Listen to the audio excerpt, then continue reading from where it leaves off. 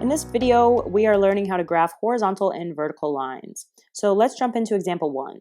So in example 1, we want to graph the line y equals 3. So anytime we have a line that just has y equals a number or x equals some number, we're going to have either a horizontal or vertical line. So if we're looking at example 1, we want to graph y equals 3. Well, what this means is that for any x coordinate, our y coordinate is always going to be 3. So if x is 0, our y coordinate is 3. So I'm going to plot this point on the graph. If x is 1, y is still 3. If x is 2, y is still 3. If x is 3, y is still 3. We could do the same thing in the negative direction. If x is negative 1, y is still 3. If x is negative 2, y is still 3, and so on and so on. So y is always going to be 3. So we are going to have a horizontal line at 3 on the y-axis. So if you're graphing a line y equals some number, you're always going to have a horizontal line running through that number on the y-axis. So now we're going to go on to example 2. We're going to do this in yellow. We have x is equal to negative 1. So you may have guessed that if you have x is equal to some number, it's going to be a vertical line. And the reason is for this problem, x is always negative 1. So if y is 0, x is negative 1. So I'm going to plot that point. If y is 1, x is still negative 1.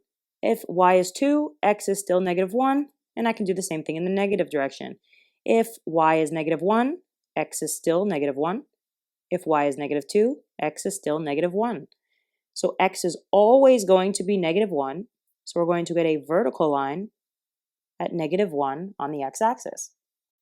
So now that you guys know how to graph y equals a number and x equals a number, I encourage you guys to try these last 2 examples on your own, and then you can watch me work through them to make sure you've done them correctly. So example 3 is y equals negative 4. So we know that y is always going to be negative 4. So it doesn't matter what our x coordinate is. Our y coordinate is always going to be negative 4. So we are going to have a horizontal line at negative 4 on the y-axis. And finally, moving on to our last example, we have x equals negative 5. So we want to do a vertical line at negative 5 on the x-axis because for any y coordinate, our x is always going to be negative 5. So we're going to draw a vertical line like this, and that is how you graph x is equal to negative 5. So hopefully this video helped you guys understand how to graph horizontal and vertical lines. You just have to remember that if you have a line where you have y is equal to some number, it's going to be a horizontal line. And if you have a line where x is equal to some number, it's going to be a vertical line.